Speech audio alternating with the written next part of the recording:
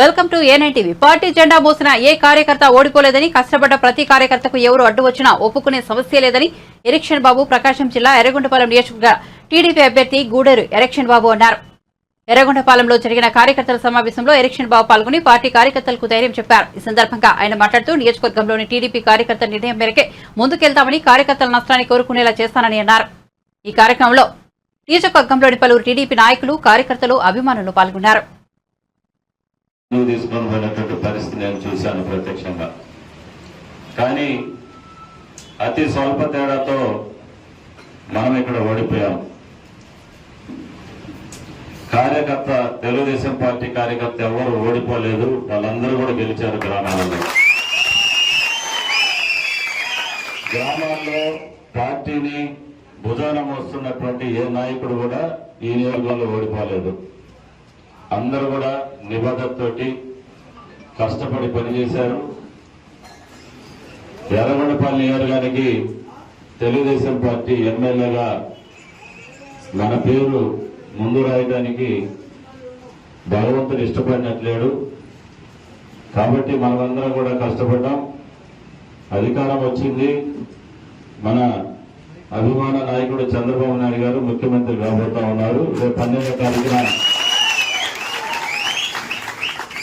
ముఖ్యమంత్రిగా ప్రమాణ స్వీకారం చేయబోతా ఉన్నారు.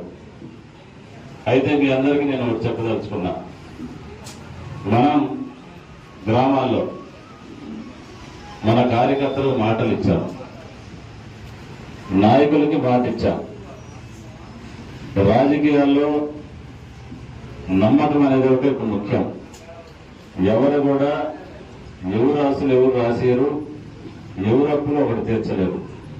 ప్రజలందరూ మనం నమ్ముకొని ఇన్ని ఓట్లు వేశారంటే రేపు ఆయన ఎమ్మెల్యే అయినాకనో ప్రభుత్వం వచ్చినాకనో మనకున్నటువంటి కష్టాలు, బాధలు పోతాయని గ్రామంలో మనకు ఇంటింటికి తిరిగాం. ప్రతి ఒక్కరికి దండం పెట్టాం, అందరినీ ఓట్లు తెప్పించాం. ఈ క్రమంలో మనమందరం కూడా తెలుగుదేశం పార్టీ నేరుగా ఇక్కడ దాకా తీసుకొని వచ్చాం. స్వల్ప తేడాతో ఓడిపోయాం.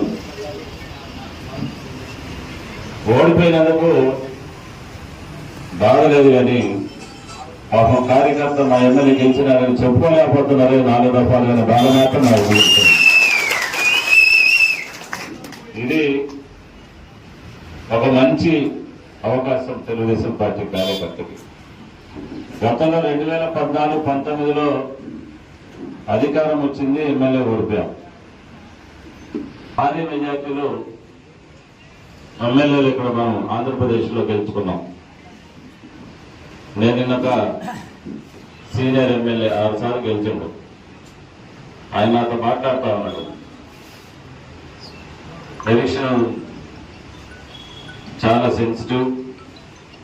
గెలిచినందుకు ఈరోజు రాష్ట్రంలో నాకు తెలిసినటువంటి నాయకులు కానీ, నేను తెలిసినటువంటి కార్యకర్తలు, ఈరోజు రాష్ట్రంలో తెలుగుదేశం పార్టీ కార్యకర్తలు రాష్ట్రం మొత్తం బాధపడుతున్నటువంటి సీట్ ఏంటంటే, ప్రశ్నలు మనం వేసుకోవాలా, జవాబులు కూడా మనకు చెప్పుకోవాలంటే ప్రతిపక్షం లేదు. ఈ అసెంబ్లీలో ప్రతిపక్షం లేదు మనకి. కానీ కార్యకర్తలు కాపాడుకోవాల్సిన టైం ఇది 5 సంవత్సరాలు.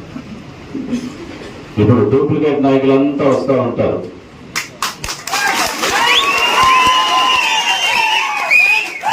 ఎలక్షన్ లో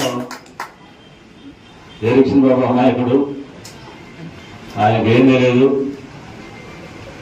మనం అందరం పోయి నవ్వుతా షేక్ హ్యాండ్ ఇస్తే బ్రహ్మాండంగా ఆహ్వానిస్తారు అనుకుంటారు. కష్టపడ్డ కార్యకర్తకి ఎవరంటే వచ్చిన ఒప్పుకునే సమస్య లేదు. 12వ తారీఖున మన నాయకుడు ముఖ్యమంత్రి కాబోతా ఉన్నాడు. తర్వాత జిల్లా యంత్రాంగం కానీ, పరిపాలన కానీ ఇవన్నీ కూడా కాస్త కుదుటపడ్డ తర్వాత ప్రమాణ స్వీకారమైనాక ప్రతి మండలానికి నేను వస్తాను. మండల నాయకుల్ని, కార్యకర్తలను సమావేశపరిచి అధికారులను పిలిపించి ఒక్కొక్కటి ఆ గ్రామంలో మనం ఏం చేయాలని చెప్పేసి గ్రామంలో ఎంత పెద్ద నాయకుడైనా ఆ గ్రామంలో సమిష్టి నాయకత్వం ఏదైతే చెప్తే అదే మనం పాటించాలని చెప్పి మీ అందరూ కూడా తెలుసుకుంటాం. అందరూ కష్టపడాలి. ఇక్కడ ఎవరు తక్కువ కాదు, ఎవరు ఎక్కువ కాదు. కార్యకర్తలు పార్టీని భుజాన మోశారు, వాళ్ళని మనం గౌరవించాలి. అందుకని మనం చాలా శ్రద్ధగా వహించాలి. ప్రతి ఒక్కరు కూడా అప్రమత్తంగా ఉండాలి. ఎందుకంటే నష్టపోతారు. నష్టాన్ని, కార్యకర్తల యొక్క నష్టాన్ని మనం అందరం కూడా నివారించాలి.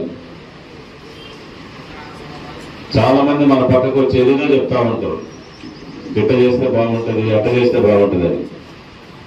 ఏం చేయాలనేదే కార్యకర్త నిర్ణయించాల్సిందే. ఈ నియోజకవర్గంలో 5 సంవత్సరాల కార్యకర్త నిర్ణయమే శిరోధారని మనం అందరూ కూడా పనిచేయాలి. మనం ఎవరు కూడా ఊహించాం, మనం ఇప్పుడు కూడా ఓడిపోలేదు. ప్రజల్లో మనమే ఉన్నాం, ప్రజలందరూ కూడా మనల్ని కోరుకున్నారు, ఇక్కడ దాకా తీసుకొచ్చారు. ఎవరిని నిందించాల్సిన అవసరం లేదు. వాళ్ళకి తెలుసు ఎవరు చేశారు, ఎవరు చేయలేదని. ఏ నాయకుడు ఆ నాయకుడు మనసులో అనుకుంటే చాలు.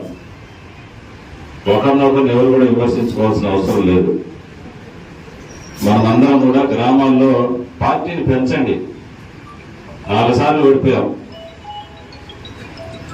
ఎందుకు ఓడిపోతున్నామంటే పార్టీని పెంచుకోవట్లేదు. మనం పార్టీని పెంచితే గ్యారంటీ మనం గెలుస్తాం. చాలా గ్రామాల్లో మనం వైసీపీ గ్రామాల్లో మెజార్టీలన్నీ కూడా భారీ స్థాయిలో మనం తగ్గించుకొచ్చాం. మార్పు వచ్చింది. ఈ మార్పు ఏదైనా గెలుపు దిశగా మనమందరం తీసుకొని పోవాలా. స్వార్థాలు కూడా వేడాల.